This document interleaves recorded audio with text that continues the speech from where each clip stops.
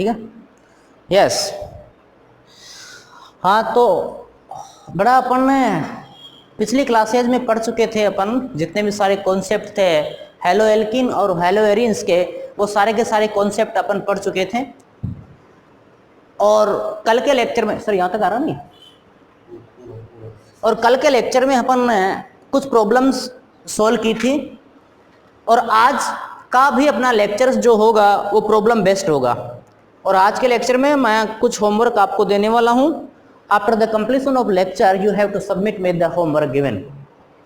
Okay, कल कुछ मैंने इंटर कन्वर्जन रिएक्शंस बताई थी। ये मान के चलिए कि इस चैप्टर का जो मेन बेस है वो इंटर कन्वर्जन रिएक्शन है। और एक बार आप यदि इंटर कन्वर्जन रिएक्शंस का कॉन्सेप्ट समझ जाएंगे कि किस प्रकार से किसी भी रिएक्टेंट को एक गिवन प्रोडक्ट में कन्वर्ट किया जाता है, उनका कॉन्सेप्ट आप समझेंगे, उनकी मैकेनिज्म आप समझेंगे, तो मैं समझता हूं कि इस चैप्टर के लगभग कॉन्सेप्ट्स आप समझ गए होंगे। आज देखो कुछ छोटी छोटी प्रॉब्लम्स है, अपन उनको सोल्व करेंगे। आज जो ये प्रॉब्लम्स का सेकंड लेक्चर है, प्रॉब्लम सेकंड। मेरे पास में फर्स्ट क्वेश्चन है, Ivan, why is the chloroform stored in transparent bottles in full and bottles are not half? Chloroform को अपन ट्रांसपेरेंट बोटल्स में क्यों रखते हैं? Why is the chloroform stored in transparent bottles? समझ रहे हो मेरी बात को?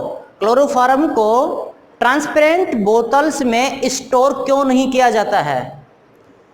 क्लोरोफॉर्म को ट्रांसपेरेंट बोतल्स में स्टोर क्यों नहीं किया जाता? और जो क्लोरोफॉर्म को जिस बोतल में अपन स्टोर करते हैं उस बोतल को हमेशा पूरी भर के रखा जाता है, ऐसा क्यों होता है? Why did it happen? देखिए, जनरली एक्चुअल में क्या होता है कि जो ट्रांसपेरेंट बोतल्स होती है, ट्रांसपेरेंट बोतल्स की ये प्रॉपर्टी होती है कि उनके अंदर सनलाइट इजीली ट्रांसमिट हो सकती है। ट्रांसपेरेंट बोतल्स के अंदर सनलाइट इजीली ट्रांसमिट हो सकती है, और जब सनलाइट इजीली ट्रांसमिट हो जाएगी तो क्लोरोफॉर्म ऑक्सीडाइज हो जाएगा। ओके, अगर बोतल ट्रांसपेरेंट नहीं लेकर के अपन ग्रीन कलर की या फिर डार्क कलर की बोतल लें तो सनलाइट को वो ऑब्स्टेकल करती है, सनलाइट उसमें इजीली ट्रांसमिट नहीं हो पाती है, ताकि उस क्लोरोफॉर्म का ऑक्सीडेशन नहीं हो पाए। तो सिंपल सा आंसर है, chloroform is stored in dark bottles but not in transparent bottles to stop the oxidation, because when chloroform is oxidized then it is converted into the a toxic gas phosgene. Okay, chloroform देखना बेटा इधर, chloroform first question मेरा। Chloroform यदि इसको dark बोतल में रखेंगे तो इसका ऑक्सीडेशन नहीं होगा, ट्रांसपेरेंट बोतल में रखेंगे तो सनलाइट उसमें इजीली ट्रांसमिट हो सकती है और उसका ऑक्सीडेशन हो जाएगा। If the chloroform is stored in transparent बोतल then it is oxidise into the presence of sunlight, right, into the presence of sunlight. अब अपने के ध्यान रखिए क्या बनाएगा, 2COCl2 plus 2HCl, this is phosgene, this is phosgene. और ये फोस्जीन जो होती है, फोस्जीन होती है very toxic gas, phosgene very toxic gas होती है, राइट। और कभी भी उस क्लोरोफॉर्म को जो बोतल में रखते हैं, उस बोतल को कभी भी खाली नहीं रखा जाता, आधा खाली नहीं रखा जाता, पूरी भर के रखा जाता है। उसका सिंपल सा रीजन ये है कि अगर बोतल खाली रहेगी तो उसमें कुछ न कुछ एयर रहेगी और एयर इसको ऑक्सीडाइज करेगी। तो इस कंडीशन में to prevent the oxidation of chloroform some volume on the some quantity of alcohol is added into the bottles। यदि उसमें कुछ एल्कोहल अपन ऐड करें फोस्जीन में तो देखिए क्या होने वाला है, फोस्जीन। यदि इसमें मैं एल्कोहल ऐड करूं, फोस्जीन में एल्कोहल यदि मैं ऐड करता हूं, एथेनॉल ऐड कर दें, देखो एल्कोहल भी कौन सा, सिर्फ एथेनॉल, मेथेनॉल ऐड नहीं कर सकते क्योंकि मेथेनॉल बहुत टॉक्सिक होता है, अंधा कर देता है आदमी को। इसमें मैंने एथेनॉल ऐड किया, एथेनॉल ऐड करने पर रिएक्शन क्या बनेगी बेटा, यहां से HCl बार माइनस 2HCl, प्रोडक्ट क्या बनेगा, O double bond C, okay, OC2H5, OC2H5। इस प्रोडक्ट का नाम क्या है, C2H5 C2H5 die ethyl and CO3 carbonate, इसका नाम हुआ diethyl carbonate, diethyl carbonate. तो अपन कह सकते हैं कि to prevent the oxidation of chloroform some drops of ethanol and some quantity of ethanol according to the volume of chloroform is added into the bottles of chloroform. Okay, so the highly toxic phosgene gas is just converted into the diethyl carbonate which is not toxic. वो क्या करता है, ethanol क्या करता है, इस जहरीली phosgene gas को डाईएथिल कार्बोनेट में कन्वर्ट कर देता है ताकि इसका जहरीलापन कम हो जाए। Okay, yes. Next question, next question है right the one special property about iodoform. Right the one special property about iodoform. One special property about iodoform. देखिए आयोडोफॉर्म हेलोफॉर्म रिएक्शन के थ्रू बनाते हैं अपन। How is iodoform is prepared? Iodoform is prepared, मैंने कल बताया था नहीं आपको, by the haloform reactions. First of all isopropyl alcohol, isopropyl alcohol is oxidized by chromic oxide. This chromic oxide is a special reagent which convert the alcohol into the acetone ketone. Then we obtain CH3 C double bond O CH3. This is isopropyl alcohol and this is acetone. Right? When acetone is oxidized by NaOH, sodium hypoiodide, then we find that we obtain chloroform plus CH3COON, sodium acetate. This this iodoform, इसकी property क्या होगी बेटा? ये अपन ने iodoform obtain किया। ये iodoform की एक प्रॉपर्टी होती है कि ये येलो कलर का क्रिस्टलाइन सब्सटेंस होता है। येलो कलर का क्रिस्टलाइन सब्सटेंस होता है। It is antiseptic in nature, important चीज है, it is antiseptic in nature. Chloroform is antiseptic in nature. अब रीजन ये होता है कि क्लोरोफॉर्म एंटीसेप्टिक नेचर का होता है because of not itself the iodoform, sorry iodoform बोल रहा हूं मैं, ठीक है। Iodoform is antiseptic in nature because of not to itself iodoform. Iodoform खुद की प्रॉपर्टी के कारण से एंटीसेप्टिक नहीं होता है, but antiseptic in nature due to the liberation of iodoform, due to the liberation of free iodine. Okay बेटा, क्योंकि आयोडोफॉर्म होता है वो एंटीसेप्टिक नेचर का होता है, येलो कलर का सब्सटाइन होता है, क्रिस्टलाइन सब्सटाइन होता है, और वो एंटीसेप्टिक नेचर होता है, वो आयोडोफॉर्म का खुद का नहीं होता बल्कि उसमें प्रेजेंट फ्री आयोडीन के कारण से होता है। जब ये रिएक्शन करता है तो फ्री आयोडीन लिबरेट होती है और फ्री आयोडीन के लिबरेट होने के कारण से ये एंटीसेप्टिक नेचर का होता है। ठीक है, yes. Third question, write the properties of freons, how are these prepared? Properties of freons,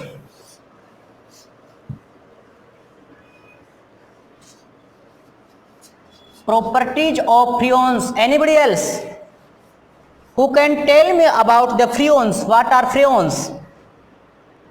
Freons क्या है? Yes, Himang. What are freons?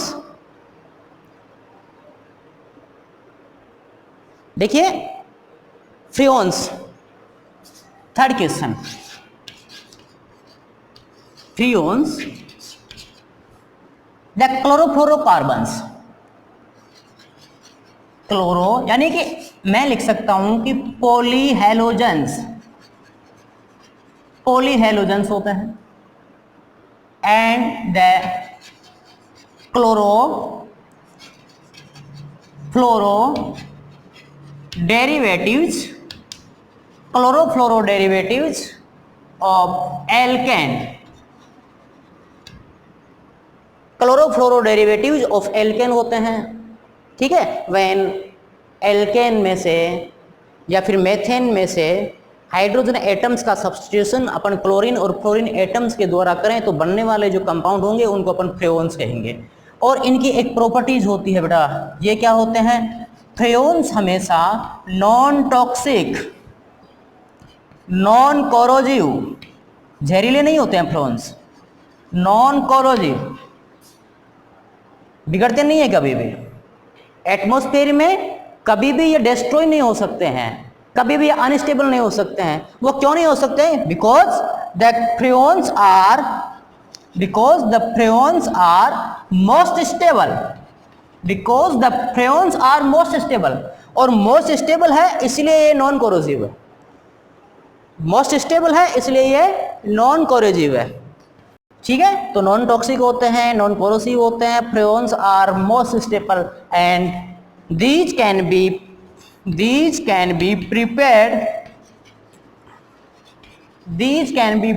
by Schwarz reaction,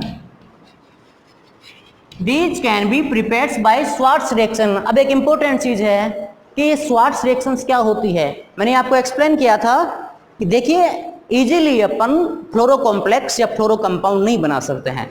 fluoro compounds बनाने के लिए एक स्पेशल रिएक्शन काम में लेते हैं जिसको अपन बोलते हैं स्वार्ट्ज रिएक्शन, और जो फ्रेओन्स होते हैं उनको अपन स्वार्ट्ज रिएक्शंस के थ्रू ही बना सकते हैं, ठीक है। उनको अपन कैसे बना सकते हैं बेटा? Swarts reaction. देखिए मेरे पास में क्लोरोफॉर्म है, CHCl3 क्लोरोफॉर्म, इसकी रिएक्शन मैं यदि करूं 2AgF स्वार्ट्ज रिएक्शन, क्योंकि स्वार्ट्ज रिएक्शन में सिल्वर फ्लोराइड के साथ में रिएक्शन होती है, सिल्वर फ्लोराइड के साथ, then we obtain CCl2F2 plus क्या होगा बेटा, बोलो 2AgCl,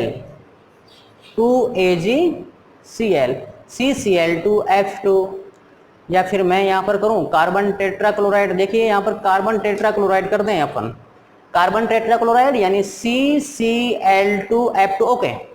when carbon tetrachloride is reacted with sodium fluoride, then we obtain the freons. This is freon. Freon, what will be the name of this compound? Freon, ये 1 और 2, freon 1 2। The freon 1 2 is the most important freons, right?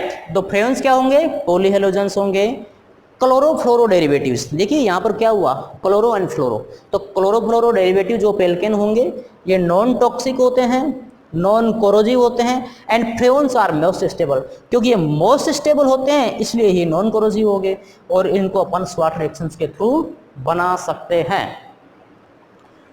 Next question है, right the structure of DDT, right the structure of DDT, DDT की structure and the name, IUPAC name of DDT and an application। Fourth, right the structure of DDT।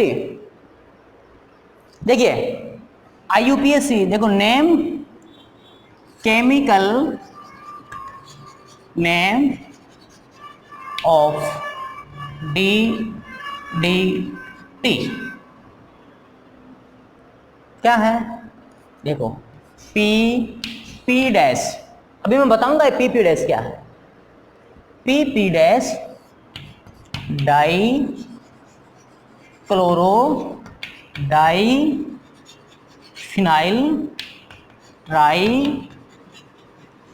Chloro ethane, di PP dash di chloro di phenyl tri chloro ethane, यानी कि 3 chlorine होंगे, dichloro diphenyl, 2 phenyl ring होंगी जिनके ऊपर CL लगे होंगे, तो dichloro diphenyl and ट्राइक्लोरोएथेन, और मेन चेन बनेगी वो 2 कार्बन एटम्स की बनेगी, एंड ट्राइक्लोरोएथेन, राइट। तो इसकी स्ट्रक्चर कैसे बनेगी बेटा, ध्यान देना, देखना इस टाइप से मैंने लिखा, ये मैंने लाइन नहीं खींची, मैं स्ट्रक्चर बना रहा हूं, देखा। डाइक्लोरो डाइफिनाइल, तो मैं यहां पर फिनाइल रिंग बना रहा हूं,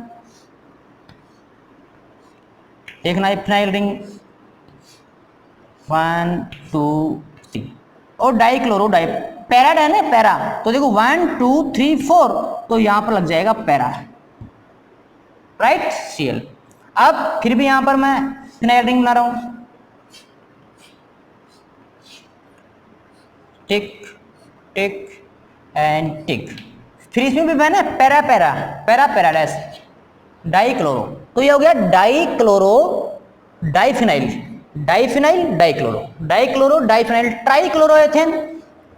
अब 2 कार्बन एटम्स है, एक कार्बन तो ये हो गया और एक ट्राइक्लोरोएथेन।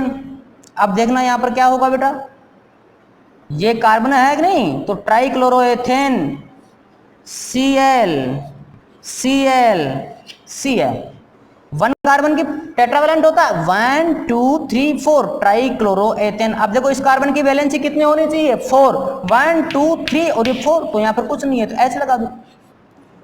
This is the structure of DDT, dichloro dichloro dichloro diphenyl trichloro 1 2 ethane, dichloro diphenyl trichloroethane, और ये पैरा पैराडाइस पे है, ये पैरा 1 2 3 4 1 2 3 4 पैरा पैराडाइस पे है, ओके। तो ये नाम हो गया। अब मेन एग्जांपल ये है कि आजकल DDT को बैन कर दिया गया है, क्योंकि DDT को पहले इंसेक्टिसाइड्स के रूप में काम में लिया जाता था, बट ये जो DDT होता है ये बहुत ज़्यादा स्टेबल होता है, एटमॉस्फेरिक रिएक्शन से, एनवायरमेंटल रिएक्शन से ये बहुत दिनों तक डिस्ट्रॉय नहीं हो पाता है, और डिस्ट्रॉय नहीं हो पाता है कि जो जितने भी लिविंग ऑर्गेनिज्म हैं, अपन भी लिविंग ऑर्गेनिज्म हैं, तो अपने बॉडी के अंदर ये किसी भी रेस्पिरेशन से या फिर कोई भी रिएक्शन से, बायोलॉजिकल रिएक्शन से अपने बॉडी के अंदर स्टोर होता रहता है, ठीक है। तो अपने के लिए ये हार्मफुल है, आजकल इसको बैन कर दिया गया है, ठीक है।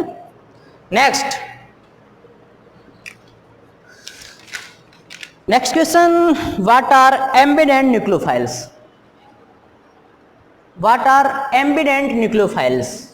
एम्बिडेंट न्यूक्लियोफाइल्स टर्म को समझो, एम्बिडेंट न्यूक्लियोफाइल्स क्या होते हैं, what are ambident nucleophiles. 6 question, ambident nucleophiles, ambident nucleophiles. देखिए एम्बिडेंट न्यूक्लियोफाइल्स क्या होते हैं, एम्बिडेंट यानी इस प्रकार के न्यूक्लियोफाइल्स होते हैं जिनमें 2 डोनर एटम होता है, such type of nucleophiles which have 2 donor atoms, which have 2 donor atom. और अपन ये जानते हैं कि जो न्यूक्लियोफाइल होंगे वो इलेक्ट्रॉन रिच होंगे, जिनके ऊपर lone pair of electrons present होंगे, जिनके ऊपर इलेक्ट्रॉन्स की डेंसिटी ज्यादा होगी, और वो हमेशा उस सेंटर पर, रिएक्शन सेंटर पर अटैक करेंगे जहां पर इलेक्ट्रॉन डेंसिटी कम होती है, ओके।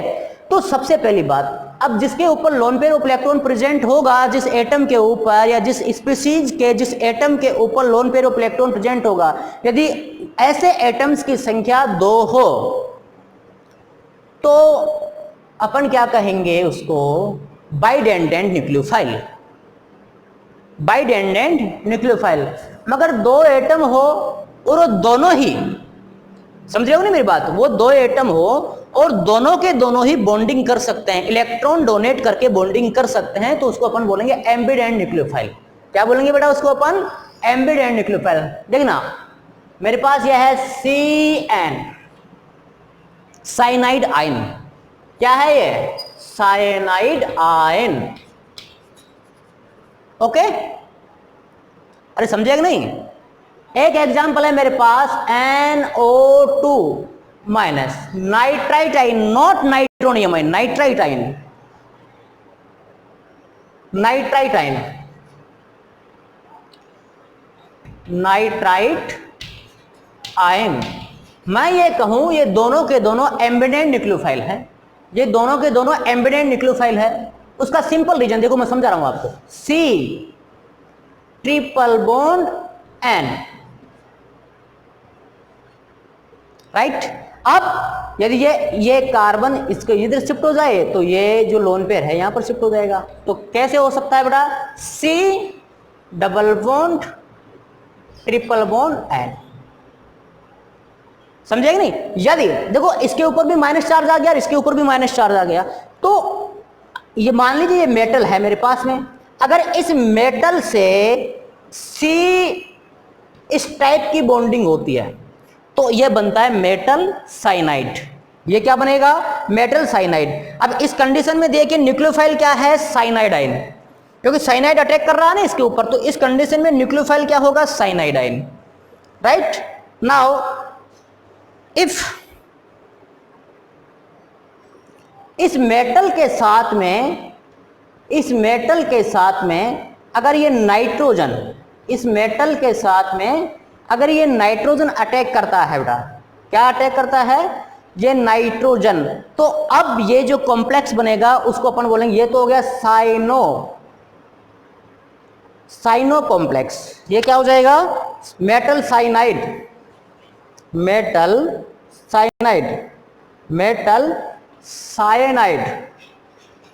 एंड अगर नाइट्रोजन अटैक करता है, क्योंकि दोनों के दोनों डोनर एटम है, तो इसको अपन बोलेंगे metal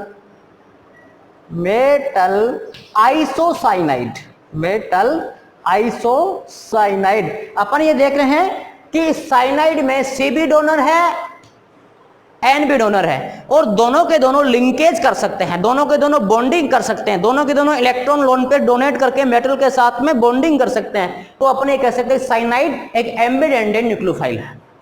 yes, second one is nitrite ion, N देखना बेटा, double bond O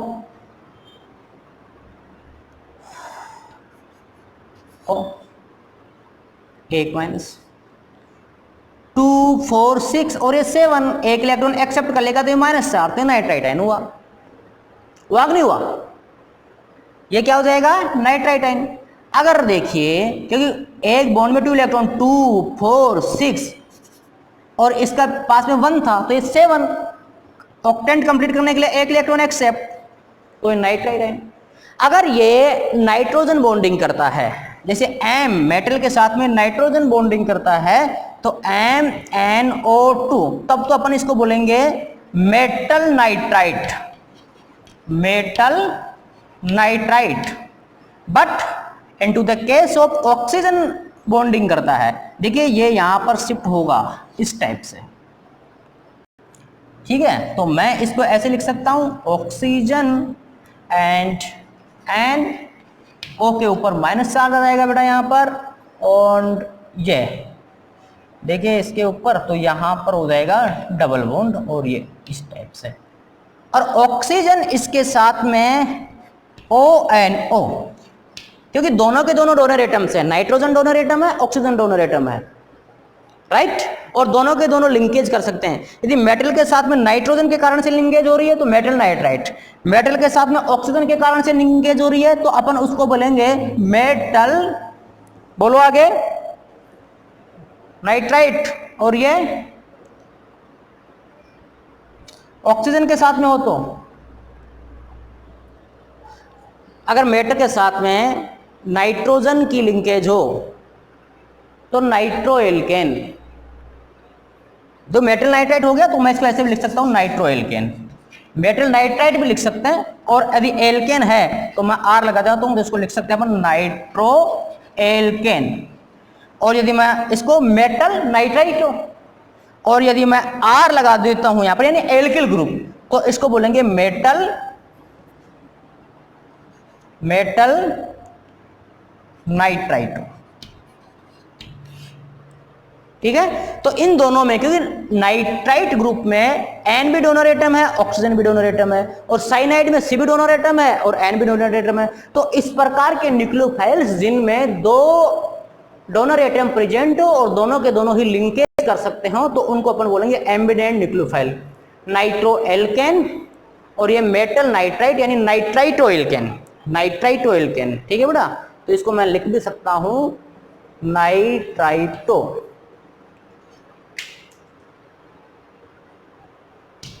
nitritoyl. Yes. Next question is why the dipole moment of chlorobenzene is lower than cyclohexyl chloride? Why the dipole moment of chlorobenzene is lower than cyclohexyl chloride? 7 question.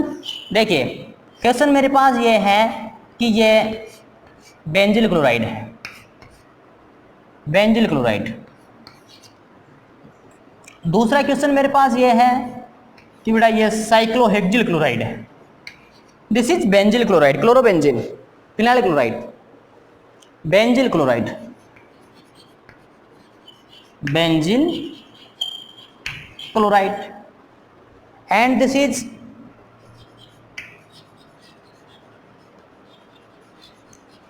Cyclohexyl chloride.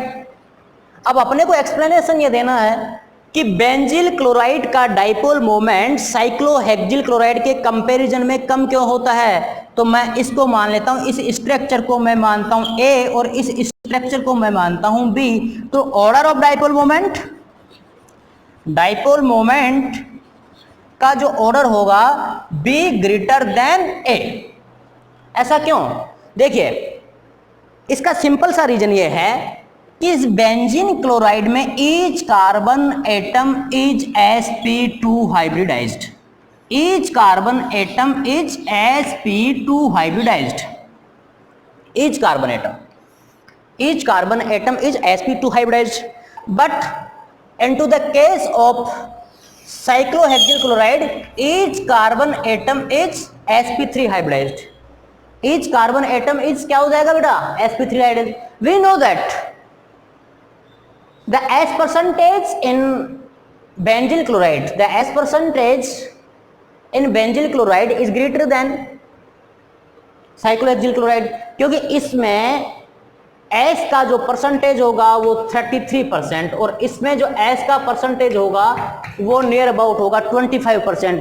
And अपन ये जानते हैं कि किसी भी carbon atom या किसी भी element या किसी भी एटम का हाइब्रिडाइज्ड में S परसेंटेज, S कॉन्ट्रीब्यूशन बढ़ता है तो उसकी इलेक्ट्रोनेगेटिविटी बढ़ जाती है, जबकि S परसेंटेज घटने पर उसकी इलेक्ट्रोनेगेटिविटी कम हो जाती है. देखिए अब इसमें क्या होता है, इसका S परसेंटेज ज़्यादा है तो इसकी इलेक्ट्रोनेगेटिविटी भी ज़्यादा. इलेक्ट्रोनेगेटिविटी ज़्यादा हो गई और यहाँ पर भी अपन देखते हैं इसके ऊपर भी lone pair of electron present होता है और क्लोरीन भी हाईली इलेक्ट्रोनेगेटिव होता है. तो इसकी भी इलेक्ट्रोनेगेटिविटी ज़्यादा है, इसकी भी इलेक्ट्रोनेगेटिविटी ज़्यादा है, तो दोनों की इलेक्ट्रोनेगेटिविटी लगभग ज़्यादा है. तो इसके कारण से और यहाँ पर इलेक्ट्रोनेगेटिविटी में डिफरेंस है. यहाँ पर क्या हो जाएगा बेटा? यहाँ पर इलेक्ट्रोनेगेटिविटी में डिफरेंस हो जाएगा, क्योंकि यहाँ पर इलेक्ट्रोनेगेटिविटी कम ही है और इसकी इलेक्ट्रोनेगेटिविटी ज्यादा हो जाएगी. तो इलेक्ट्रॉनिक की शिफ्टिंग, इसमें इलेक्ट्रॉनिक की शिफ्टिंग क्या होगी? इसमें डीलोकलाइजेशन तो होगा नहीं क्योंकि पाई इलेक्ट्रॉन इसमें है नहीं, तो इसमें पोलराइजेशन ज्यादा होगा. Because the carbon atoms in cyclohexyl chlorides are relatively less electronegative than the carbon atoms in benzene chloride. So there is the less electronegativity difference in the Cl atom and carbon atom in benzyl chloride. So the dipole moment of this compound cyclohexyl chloride is relatively higher than benzyl chloride. ठीक है ना? अब next question, अब अपन करते हैं next question. कोई problem? आप समझ रहे हैं इनको? आउट ऑफ chloropheniल methane and diphenyl chloromethane which is more easily hydrolyzed by aqueous KOH. देखिए नेक्स्ट प्रॉब्लम मेरे पास है,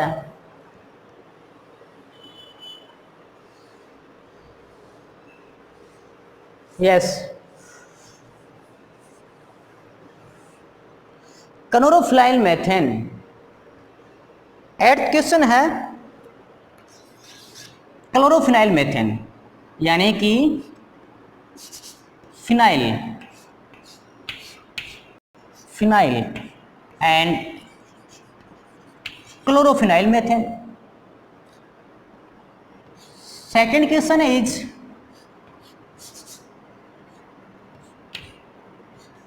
CHCl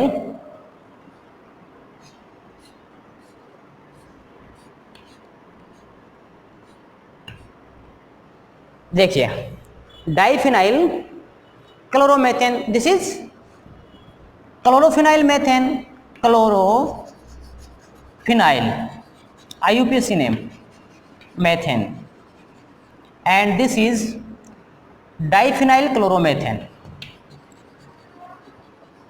डाइफिनाइल क्लोरोमेथेन। अब अपने को ये लिखना है कि इन दोनों में से कौन इजीली हाइड्रोलाइज होगा, इन दोनों में से कौन इजीली हाइड्रोलाइज होगा। यदि इसकी SN2 रिएक्शन करूं मैं एक्वस KOH से, तो आई ऑब्टेन दिस प्रोडक्ट, बट इसकी यदि अपन एक्वस के OH के साथ में SN2 फास्ट से न्यूक्लियोफिलिक सब्स्टिट्यूशन करें तो मेरे पास में ये प्रोडक्ट बनता है। वो क्या है बेटा, CHOH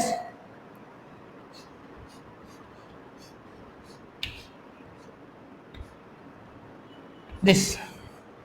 देखिए ये रिएक्शंस इजीली होगी, easily, rapidly, easily and rapidly, and डिफिकल्टली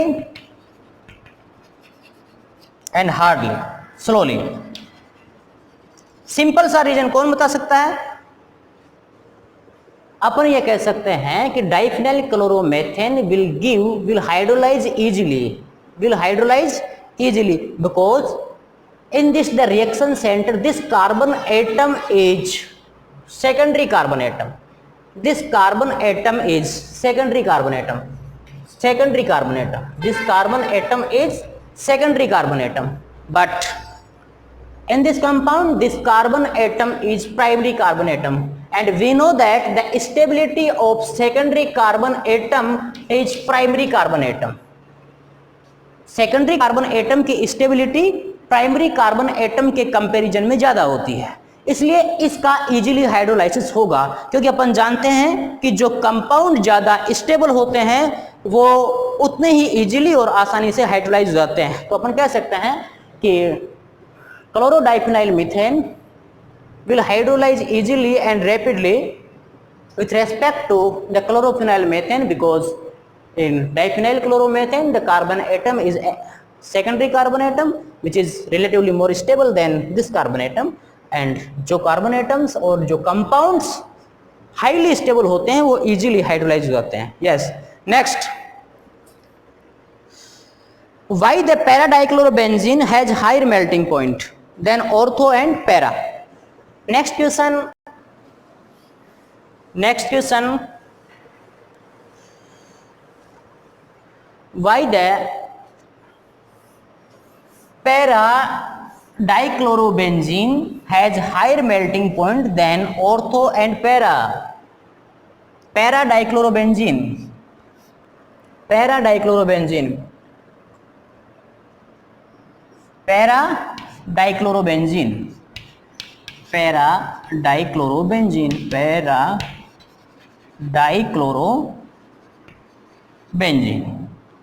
अब अपने को देखना है बेटा ortho dichlorobenzene ClCl ortho isomer, सीधा लिख रहा हूं मैं, and Meta isomer, this is Meta isomer, Cl and Cl Meta isomer. The question is that the melting point of higher melting point, the question is that the melting point of para dichlorobenzene is relatively higher than rest of two। क्यों? अपन ये जानते हैं कि para dichlorobenzene एक symmetrical structure होती है, इसमें आपको हाइड्रोजन बॉन्डिंग का कॉन्सेप्ट काम में नहीं लेना है, क्योंकि क्लोरीन एटम कभी भी हाइड्रोजन बॉन्डिंग में पार्टिसिपेट नहीं करता है, इसका साइज बड़ा होता है, इलेक्ट्रोस्टैटिक फोर्स ऑफ अट्रैक्शन कम होता है, तो ये सिमेट्रिकल स्ट्रक्चर होती है, symmetrical, okay, symmetrical structure important चीज है। कई बच्चे क्या करते हैं, इसको हाइड्रोजन बॉन्डिंग का कॉन्सेप्ट अप्लाई करके आंसर देते हैं, दैट्स रॉन्ग। तो सिमेट्रिकल स्ट्रक्चर होती है, और सिमेट्रिकल स्ट्रक्चर होने के कारण से, ठीक है बेटा, ये सिमेट्रिकल स्ट्रक्चर होने के कारण से क्रिस्टल लैटिस में इसकी जो पैकिंग होती है वो बहुत ज़्यादा होती है। It has the highly packing fraction into the crystal lattice because of its symmetrical structure, but into the case of orthochlorobenzene, orthodichlorobenzene and paradichlorobenzene, these both have not the symmetrical structure, और इनकी symmetrical structure नहीं होने के कारण से इनका जो packing होता है क्रिस्टल में वो इसके कंपैरिजन में कम होता है। जिसका क्रिस्टल में पैकिंग ज़्यादा होता है उसका मेल्टिंग पॉइंट ज़्यादा होता है। तो we know that paradichlorobenzene has relatively higher melting point than the ortho and meta isomer because of its symmetrical structure, not by the hydrogen bonding. Okay, आपको symmetrical structure वाला कॉन्सेप्ट ध्यान में लिखना। Next question, the treatment of RCl with alcoholic KOH leads the formation of alcohol, but in the presence of alcoholic it forms alkene. देखें, the treatment of RCl, next question है बेटा, the treatment of RCl, 9 question, the treatment of RCl, कोई भी question ले लेता हूं मैं, CH3 CH2 CH2 CH2 Cl, चलिए रिकॉर्डिंग हो रही है। द ट्रीटमेंट ऑफ दिस, ये क्वेश्चन ये कह रहा है कि एक्वस KOH, ये एज नहीं है, एक्वस KOH, एक्वस KOH के साथ में रिएक्शन करते हैं तो अपन ये ध्यान देते हैं कि SN2 मैकेनिज्म फॉलो होगी। इसके कारण से ये लिविंग ग्रुप यहाँ से हटेगा और OH यहाँ पर जुड़ेगा। तो इसकी जो रिएक्शन कैसे होगी, मैं डायरेक्ट प्रोडक्ट लिख रहा हूँ, CH3 CH2 CH2 CH2 1 2 3 4 OH plus KCl, ये 1 chlorobutane and this is but 1 ol। Question ये कह रहा है कि यदि 1 क्लोरोब्यूटेन की रिएक्शन आप एक्वस KOH के साथ में करवाते हो तो आपको प्रीडोमिनेंटली अल्कोहल बनता है। जब इसी की रिएक्शन आप एल्कोहलिक KOH के साथ में करवाओगे तो आपको एल्कीन प्रीडोमिनेंटली बनती है। इसका रीजन क्या है, देखिए, अब CH3 CH2 CH2 CH2 Cl, क्या नाम बेटा इसका, 1 क्लोरोब्यूटेन। इसकी रिएक्शन यदि मैं एल्कोहलिक KOH के साथ में करवाए तो अपन एक कॉन्सेप्ट पहले पढ़ चुके हैं कि यदि स्ट्रॉन्ग बेस होता है तो वो सब्स्टिट्यूशन न्यूक्लियोफाइल रिएक्शन नहीं हो करके वो जो प्रोडक्ट बनेगा वो एलिमिनेशन पाथ के थ्रू बनेगा।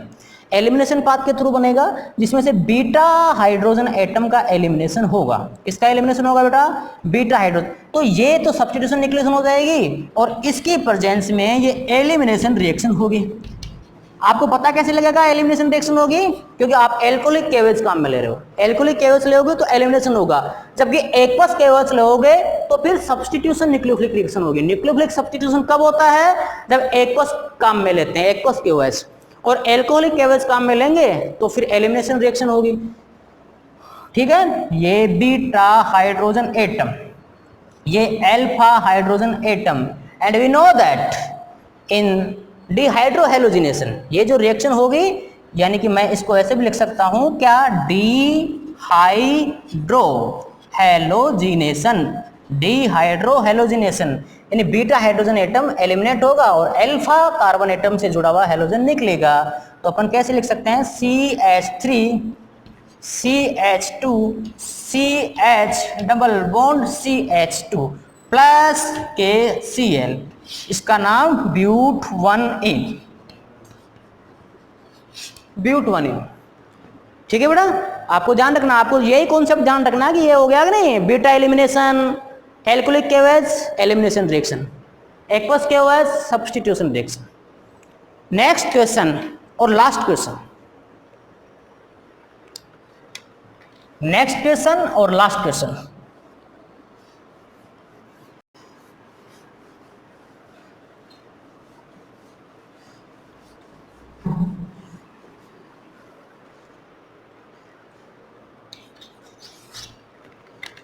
ए प्राइमरी एल्किल हैलाइड C4H9Br, ए प्राइमरी एल्किल हैलाइड है, इसका मतलब हैलाइड हैलोजन ग्रुप जुड़ा हुआ होगा, प्राइमरी कार्बन एटम से जुड़ा हुआ होगा। तो मैं यहाँ लिख रहा हूं CH3 CH2 CH2 CH2Br, इसका नाम one bromobutane. A primary alkyl halide react with alcoholic KOH। देखना बेटा, मैं एल्कोहलिक KOH के साथ में रिएक्शन करवा रहा हूं। अपन ये जानते हैं कि क्या होगा, बीटा एलिमिनेशन।